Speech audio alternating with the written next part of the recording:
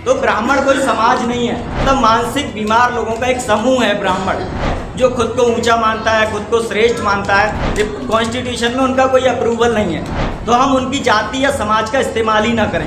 बराबरी की शिक्षा दी जाए उन बीमार लोगों को।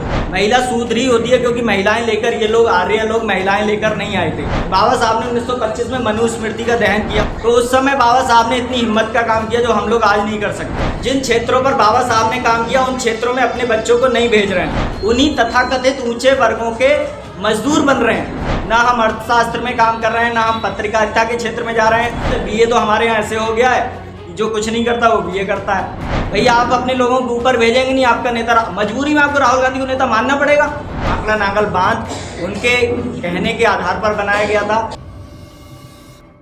आज बाबा साहब का परिनिर्वाण दिवस हम लोग मना रहे हैं और बाबा साहब की वजह से आज हम लोग यहाँ बैठे हुए हैं। उनके बहुत सारे योगदान है हमारे देश में, जैसे कि मैं 2-3 चीज़ें उनकी बताना चाहूँगा जिसमें हम लोग उनका ध्यान नहीं देते हैं। जैसे हम लोग बार बार कहते हैं कि उन्होंने संविधान बनाया, लेकिन उनका योगदान केवल संविधान बनाने में नहीं है।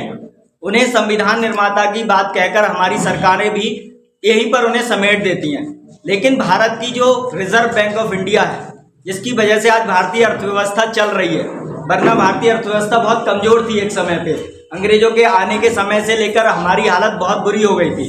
फिर रिजर्व बैंक ऑफ इंडिया की गठन बाबा साहब की पीएचडी थीसिस के आधार पर ही हुआ है। रिजर्व बैंक ऑफ इंडिया का गठन प्रॉब्लम ऑफ रूपी, एक बाबा साहब ने किताब लिखी थी, उस किताब के आधार पर किया गया। दूसरा उनका जो सबसे बड़ा योगदान है भारत की, जैसे मैं पिछड़े वर्ग से आता हूँ, किसान परिवार से आता हूँ, तो पिछड़ों को लगता है कि उनका कोई योगदान नहीं है। तो किसान में आज जितना आप सिंचाई व्यवस्था भारत की देखते हैं, पूरी सिंचाई को बाबा साहब ने एक मॉडल बनाया था, भाखड़ा नांगल बांध उनके कहने के आधार पर बनाया गया था। भारत की जो चकबंदी विभाग है, चकबंदी विभाग रेवेन्यू डिपार्टमेंट का गठन बाबा साहब अम्बेडकर ने किया। उन्होंने कहा कि जोतें बहुत छोटी छोटी हैं, उन्हें अगर चकबंदी करके हम कंसोलिडेट कर देंगे तो हमारी उपज बढ़ेगी, क्योंकि भारत पहले खाने को भी नहीं होता था लोगों को, 1 बीघे में 1 मन भी नहीं होता था। तो बाबा साहब ने इसमें भी योगदान दिया कि कैसे भारत के लोग भूखे ना रहें। हमारे लोग आधे से अधिक लोग बाबा साहब की चकबंदी नहीं हुई थी उससे पहले भूखे सोते थे। तो ये बाबा साहब का चकबंदी विभाग में बांधों के निर्माण में, जितने बांध भारत में बने, जिसमें सबसे बड़ा बांध है भाखड़ा नांगल बांध, उसमें बहुत बड़ा योगदान है। और कानून में जैसे ही बताते हैं, मजदूरों के लिए उनका बहुत बड़ा योगदान है। मजदूरों के लिए जो आज कानून बने हैं, जिन्हें अभी सरकार ने ख़त्म भी कर दिया है, बहुत सारे कानून ख़त्म भी किए गए, जिस पर विपक्ष ने भी बहुत ज़्यादा कुछ नहीं बोला। विपक्षी पार्टियाँ भी, जिस पर विपक्ष की उस समय पावर भी नहीं थी, तो अभी 2 साल पहले सारे कानून ख़त्म कर दिए गए मजदूरों के। वो सब बाबा साहब ने बनाए थे 1942 में।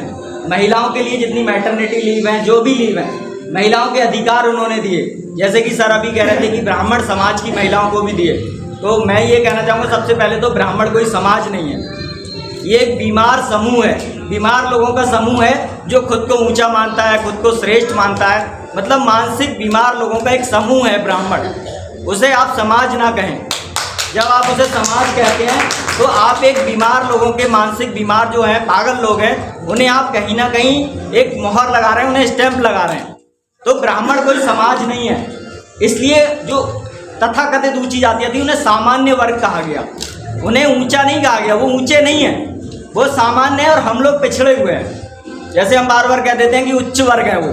पहली बात तो वहाँ जातियों की कोई कॉन्स्टिट्यूशन में उनका कोई अप्रूवल नहीं है, तो हम उनकी जाति या समाज का इस्तेमाल ही ना करें। वो जातियाँ या समाज नहीं है, वो बीमार लोगों के समूह हैं जिनका इलाज होने की ज़रूरत है, जिनके लिए कॉन्सेंट्रेशन कैंप बनने चाहिए, जिनके लिए स्पेशल शिक्षा दी जानी चाहिए।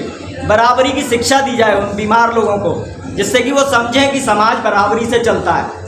वो बीमार है, खुद को ऊंचा मानते हैं, तो ब्राह्मण को समाज ना कहें। और महिलाएं जो है, महिलाएं शूद्र ही होती हैं, चाहे किसी भी जाति की हों, उनके धर्म के हिसाब से भी।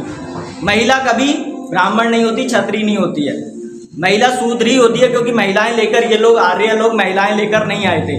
जब ये आए थे तो उन्होंने यहीं की महिलाओं को गुलाम बनाया था और यहीं की महिलाओं के साथ वो रहे थे। तो महिलाएं जो है वो सारी शूद्र ही थी, इसीलिए वैदिक धर्म के अनुसार भी।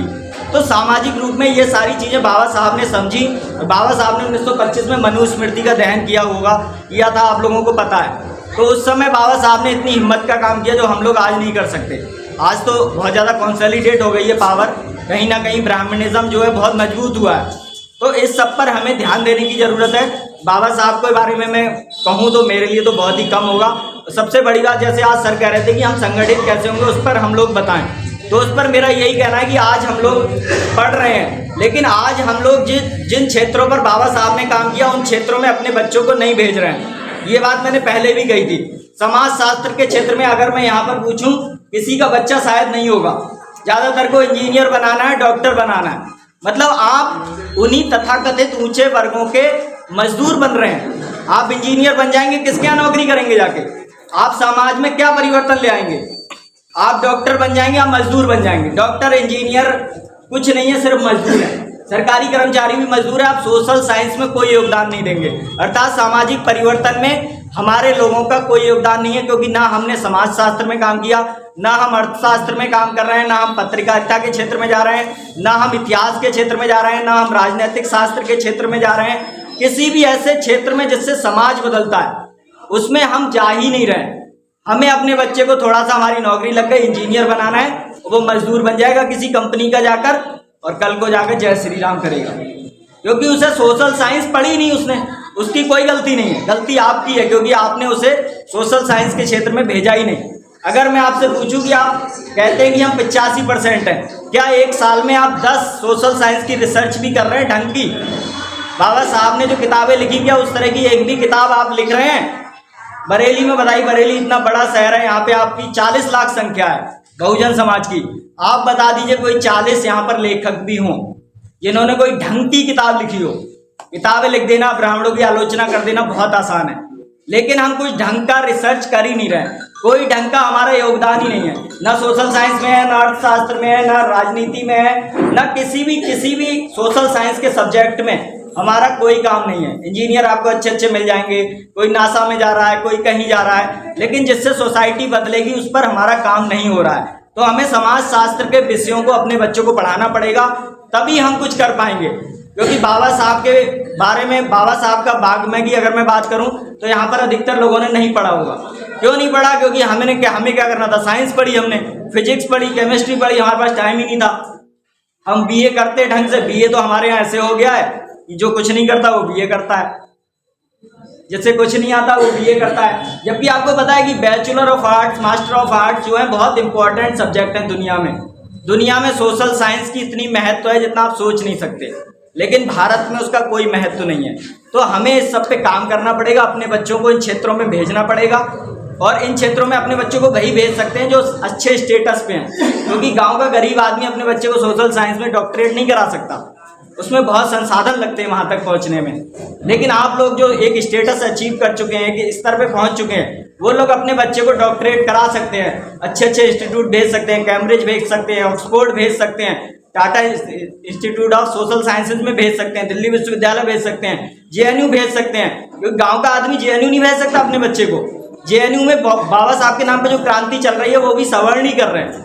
जब तक वो क्रांति हमारे हाथ में नहीं होगी, हम कैसे कंट्रोल करेंगे? आपके जो ऊपर के नेता है वो भी वही मिलेंगे। आपका नेता राहुल गांधी बन जाएगा। भैया आप अपने लोगों को ऊपर भेजेंगे नहीं, आपका नेता, मजबूरी में आपको राहुल गांधी को नेता मानना पड़ेगा, क्योंकि आपके पास कुछ है ही नहीं।